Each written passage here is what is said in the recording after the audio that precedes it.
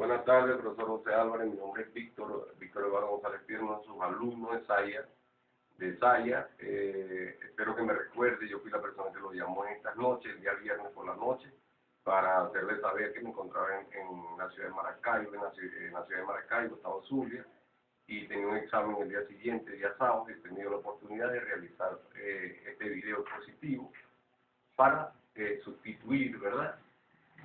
O suplantar el examen presencial. Bueno, profesor, son 6 temas, ¿verdad? Los cuales me toca exponer, los cuales los voy a dividir en 1, 2, 3. La primera exposición, 4, 5 y 6, la segunda. La primera exposición se trata de la redacción. Cuando hablamos de la redacción, profesor, tenemos que saber que esta es la parte esencial de la escritura. La palabra redacción proviene del latín redigere, y su significado es poner en orden y organizar. Es un acto, ¿verdad?, como dije, de poner en orden, pero las ideas, los pensamientos, las sensaciones o experiencias de una persona. Tenemos que hablar de también, ¿verdad?, las características de la redacción, que son muy importantes, porque a través de esta característica nosotros podemos dar un buen discurso, o en este caso una buena exposición, como trataré que sea la mía. Lo mejor no será una como la suya, entendiendo que usted es el profesor, pero voy a tratar de hacerlo mejor. En la característica de la redacción tiene que haber una claridad. El mensaje debe entenderse, debe haber una brevedad, expresar el máximo de ideas con un mínimo de palabras. Tiene que haber una precisión, o sea, expresar las ideas sin rodeo. Tiene que haber una integridad, transmitir el mensaje completo sin dejar una laguna, sin dejar a aquellas personas, como pudiéramos decirlo, como en el limbo, pues que no entendieron, salieron o entendieron una parte y la mayor parte no la entendieron. Un 30% del mensaje lo entienden, pero el otro 70% no. Tiene que haber una corrección, o sea, revisar que el escrito esté libre de errores. Eso es muy importante, sobre todo los escritos, pues. Que no lleve errores ortográficos, ya que en nuestro idioma, ¿verdad?, se presta para o tiende a confundir mucho cuando tenemos errores, por lo menos el de arriba. Tiene dos significados: o nos reímos o vamos a un río. O sea, tenemos que tener mucho cuidado con esas cosas. Tenemos que hablar de los principios de la redacción, que es donde tenemos que identificar el tema, instalar las ideas, ordenarlas y redactar un primer borrador.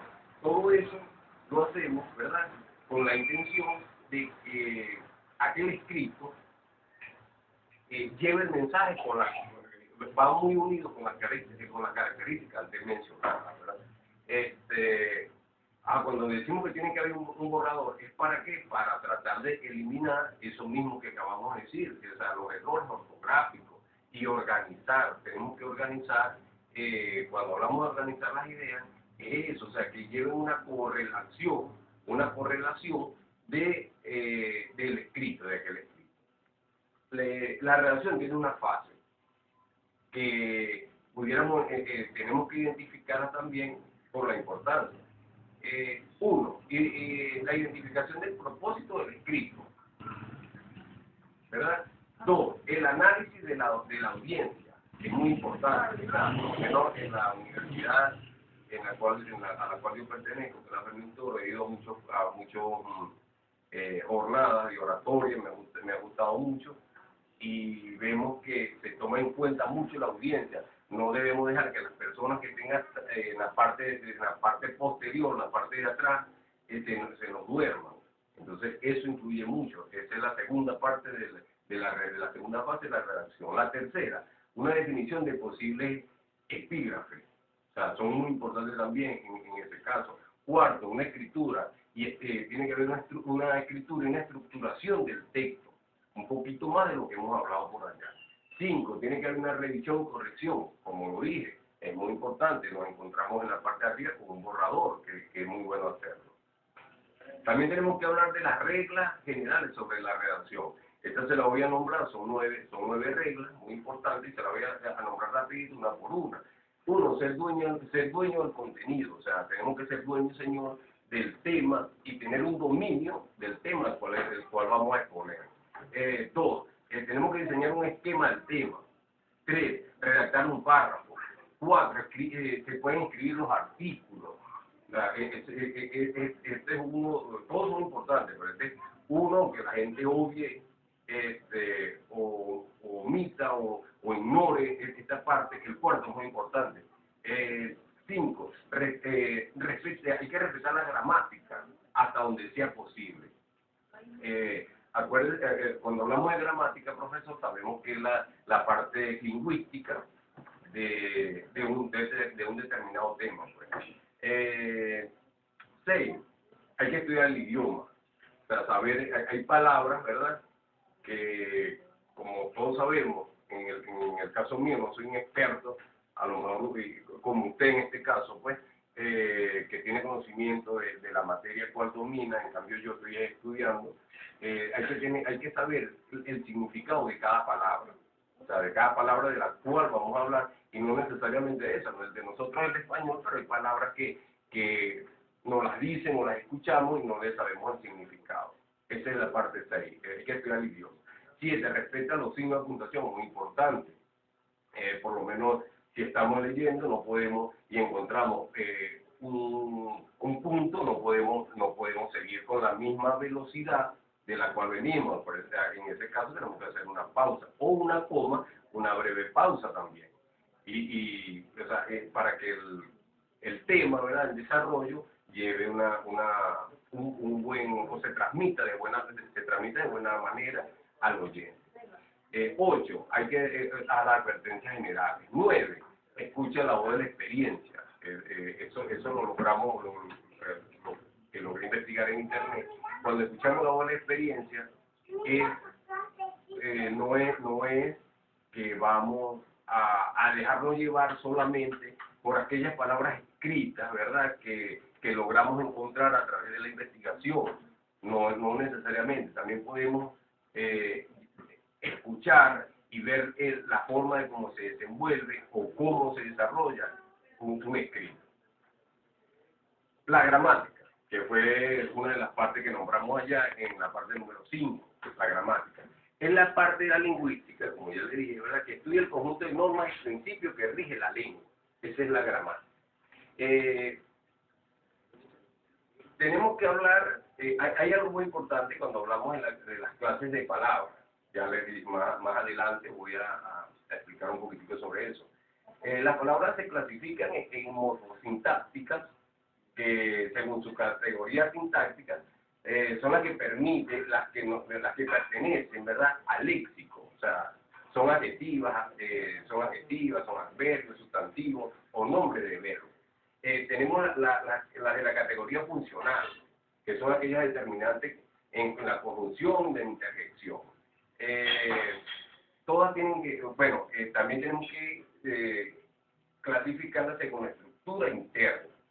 Está la clasificación, pero la fonológica, que tienen que ver con aquel sonido, ¿verdad? Cuando hablamos de la palabra, a veces cometemos un error, que creemos que la palabra solamente es aquella que sale de nuestros labios, de nuestras bocas o de la pronunciación. No, la palabra puede ser escrita, ¿verdad? Puede ser a través de una letra, a través de una sílaba, una oración, o párrafo o un texto. Eso es muy importante, porque todos creemos que cuando la palabra es aquella solamente que pronunciamos, pues no, se viene también a través de un escrito. Aquí vamos agarrados de la mano, como lo nombré, ¿verdad?, con la oración. La oración es aquella que está conformada por un sujeto, un verbo y un predicado. O sea, eso es, y es capaz, y a través de ella somos capaces de realizar o de hacer llevar un mensaje al oyente o a la persona que nosotros deseamos que llegue dicho mensaje. Los tipos de oraciones. Tenemos las oraciones compuestas y las oraciones adjetivas. También tenemos las copulativas y las disyuntivas. Hay una parte que le he nombrado mucho, que es el párrafo. Cuando hablamos del párrafo, ¿verdad?, sabemos que o no todos lo sabemos, por lo menos yo no, el párrafo es aquel que deriva del griego, ¿verdad? Se deriva del griego y hace referencia al texto. Eso sí lo sabía. ¿De dónde derivado? Pues de verdad que lo ignoraba hasta ahora. ¿Cómo se estructuran los párrafos? A través de la oración principal, oración secundaria o modificadora. Hay una unidad y una coherencia en eso también. La coherencia es la organización propia de la oración, de tal forma que el contenido del párrafo sea lógico y claro. Tiene que haber una fluidez en los párrafos también. Una manera que tiene que haber una manera de alcanzar la fluidez, para la redundancia, de usar palabras de transición entre las oraciones.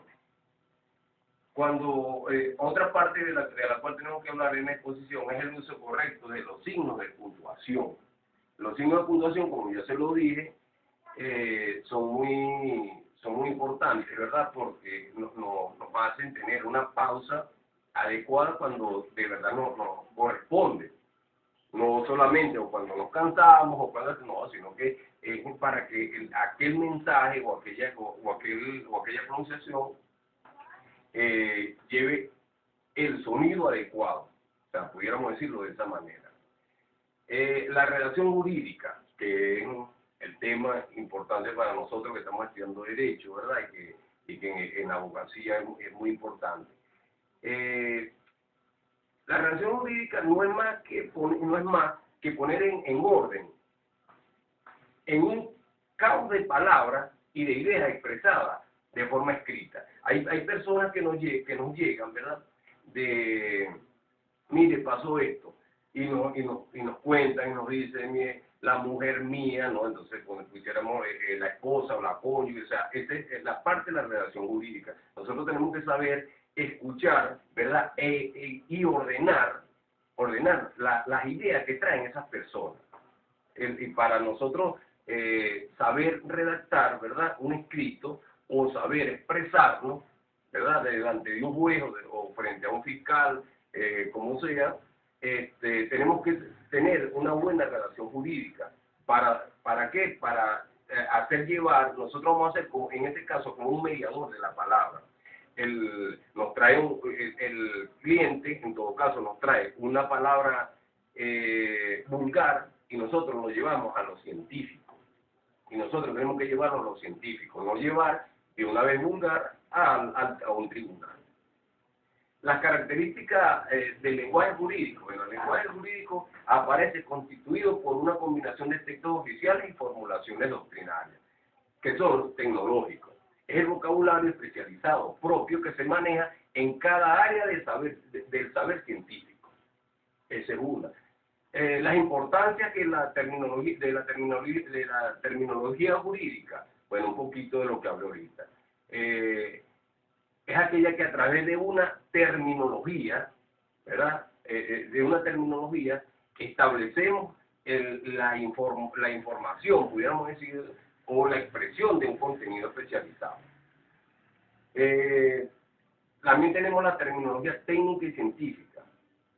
Estas estuvieron sujetas, son aquellas que están sujetas a la interpretación, la cual genera ambigüedades y connotaciones personales frecuentes en el lenguaje.